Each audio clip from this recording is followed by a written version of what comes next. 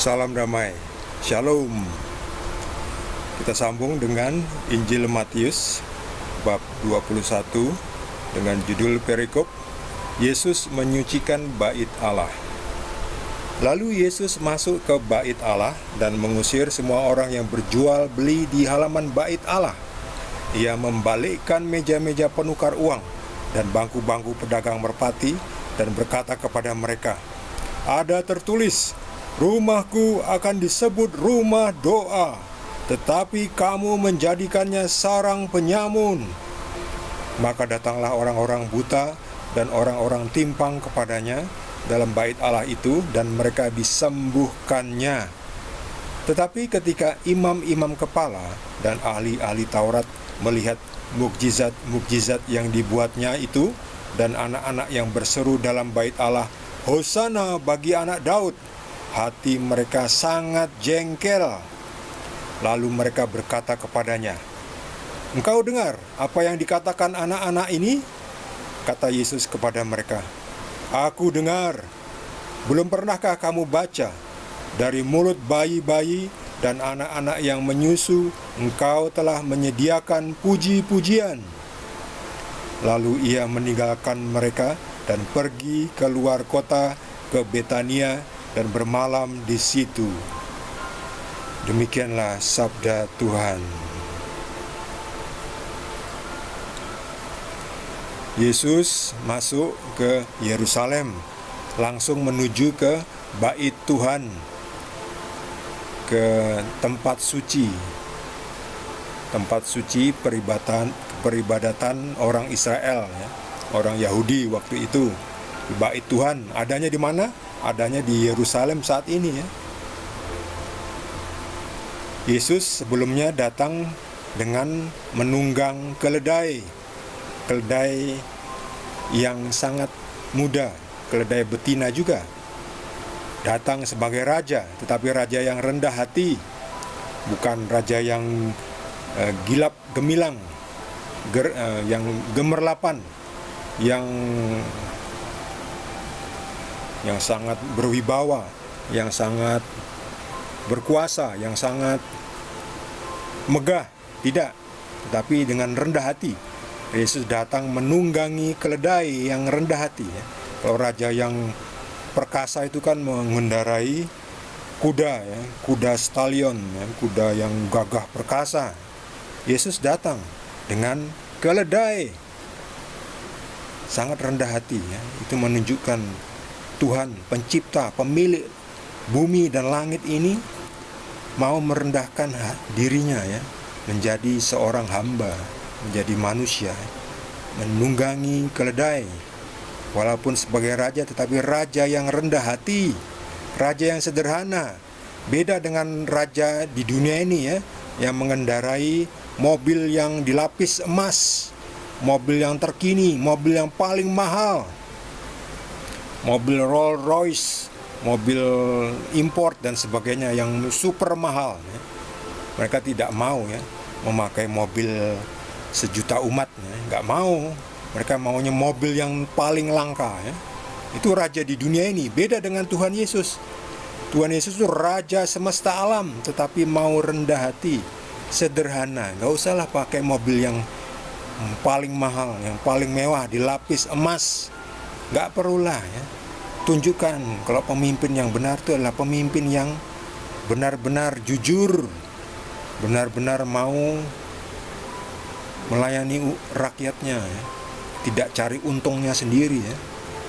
Memperkaya dirinya sendiri dan keluarganya dan kelompoknya dan orang-orang di sekitarnya, ya, yang hanya menolong dia. Tidak, Yesus rendah hati, bahkan tidak punya rumah Yesus itu, ya. Yesus selalu menumpang di berbagai tempat. Di tempat masyarakat yang dia kunjungi, Yesus menumpang di situ, ya.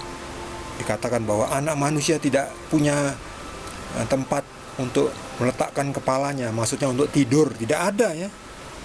Tidak punya mobil, tidak punya gerobak pun nggak punya, keledai pun nggak punya. Yesus semua menggunakan apa yang rakyat punya, ya. Karena Yesus melayani, Yesus juga mendapatkan persembahan. Jadi Yesus tidak berkekurangan. Lagi pula Yesus adalah Tuhan. Yesus bisa mencukupi apa yang ia butuhkan ya, tanpa khawatir akan kekurangan. Dan benar itu terjadi. Yesus selalu cukup. Yesus apakah pernah miskin? Walaupun dia tidak hidup mewah, tetapi cukup makan. Meskipun tidak punya rumah, tapi Yesus bisa tidur dengan nyenyak. Gak takut ada pencuri yang datang mencuri, ada perampok yang datang merampok. Gak takut. Karena Yesus datang ke dunia ini tidak membawa apa-apa ya, secara material ya.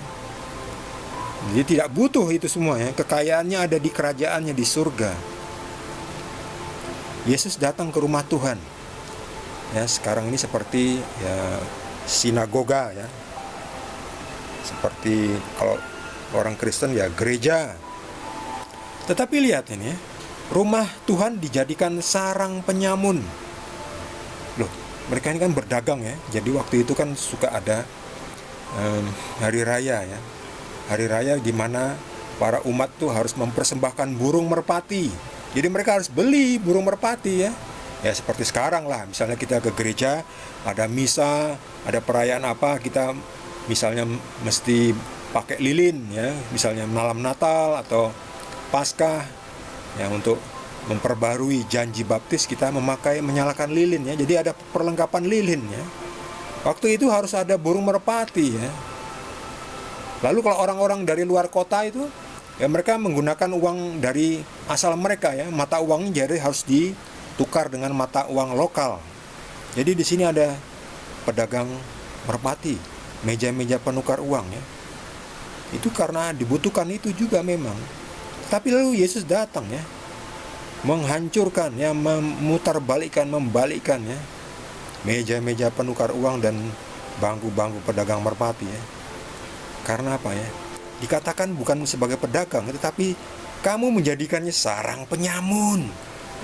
Ini dia, penyamun. Beda dengan pedagang. Pedagang itu harus jujur, makanya ya, kalau pedagang yang curang, pedagang yang nakal itu namanya penyamun, penipu ya. Kan kadang kita juga menemukan pedagang yang nipu ya, nggak jujur.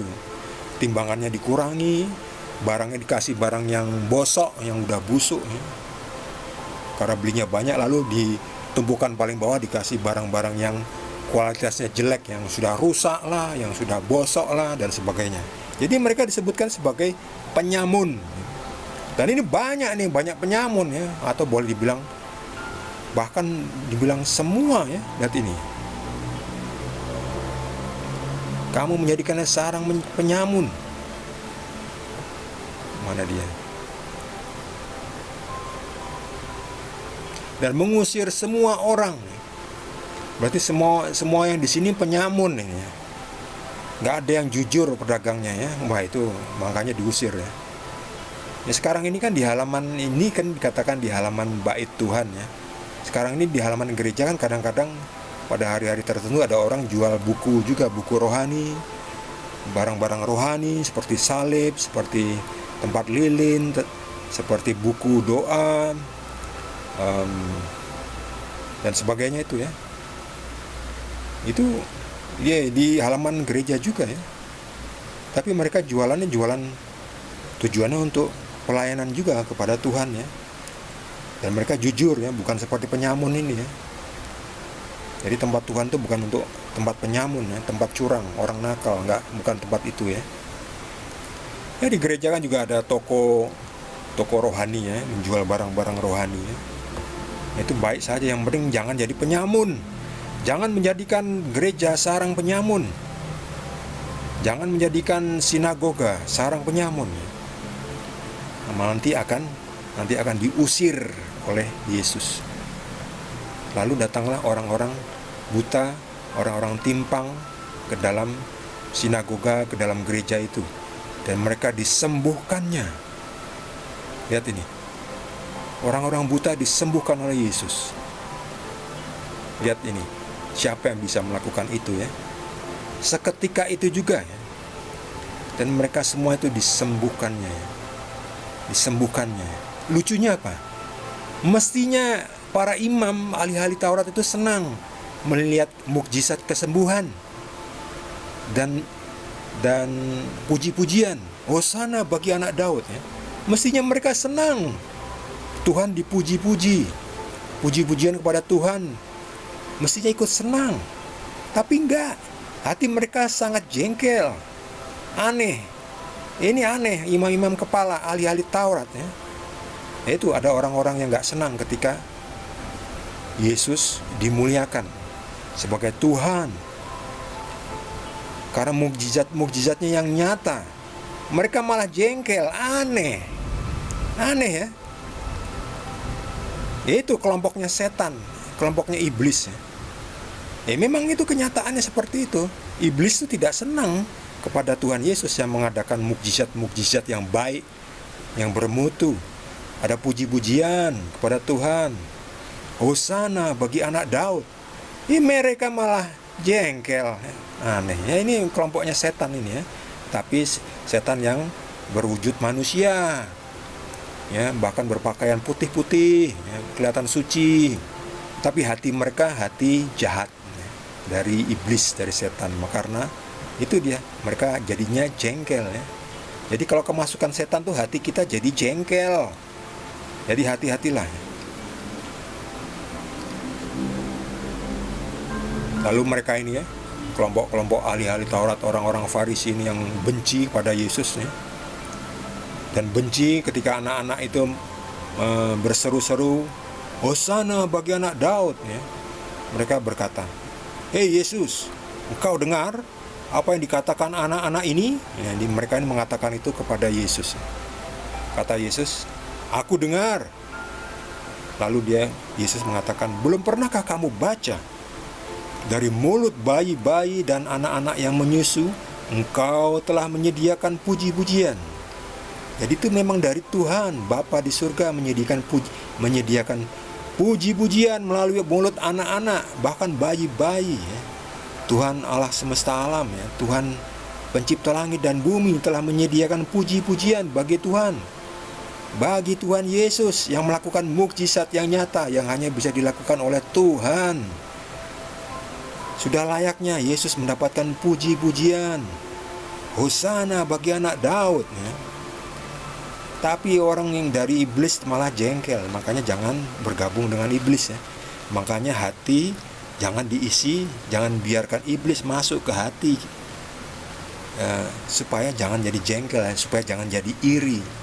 Kalau iri ya itu ya, udah terbukti jadi kelompoknya iblis ya. Ini orang-orang ini malah lihat nih tangannya ya, menunjuk-nunjuk mukanya, lihat ini ya. Muka bukan muka ceria, bukan meriah, bukan muka yang bahagia. Ini muka-muka kebencian ya, jengkel ya. Ini muka-muka iblis nih ya. Lihat ini, tangan-tangannya menunjuk-nunjuk ya. Ini memaki-maki Tuhan Yesus ya. Padahal Tuhan Yesus nih berbuat sesuatu yang baik ya. Mestinya kita ikut senang ketika perbuatan baik, sesuatu yang positif itu terjadi ya. Jangan malah jengkel. Itu artinya kemasukan setan ya. Jadi usirlah setan yang ada di mana? Yang ada di hati, yang ada di pikiran, diusir. Jadi setan iblis itu memakai manusia, bahkan diri kita sendiri. Jadi kalau kita merasa jengkel ya, jengkel tanpa sebab ya, itu hati-hatilah. Karena hati kita sudah kemasukan setan. Jadi kita usir, jangan dibiarkan. Kita harus ikut gembira bersama Yesus yang sudah menyembuhkan orang-orang yang buta, orang-orang yang timpang, pincang, yang banyak sakit penyakitnya. Mereka disembuhkan. Kita ikut senang lah. Atau mereka jadi tidak senang karena apa? Mungkin lalu mereka kehilangan pasien ya, kehilangan pasien ya. Ya itulah saingan bisnis ya.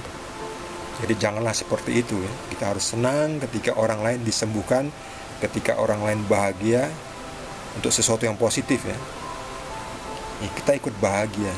Kita ikut memuji kepada Tuhan Yesus. Hosana bagi anak Daud. Terpujilah dia yang datang dalam nama Tuhan. Hosana bagi nama Tuhan. Bagi saudara yang mendapatkan tambahan pencerahan dari Tuhan Yesus, boleh juga berbagi dengan kita semua. Bagi yang belum subscribe, jangan lupa di subscribe dan juga di like. Kita akan lanjutkan dengan perikop berikutnya, masih dari Injil Matius. Terima kasih. Tuhan Yesus berkati kita semua.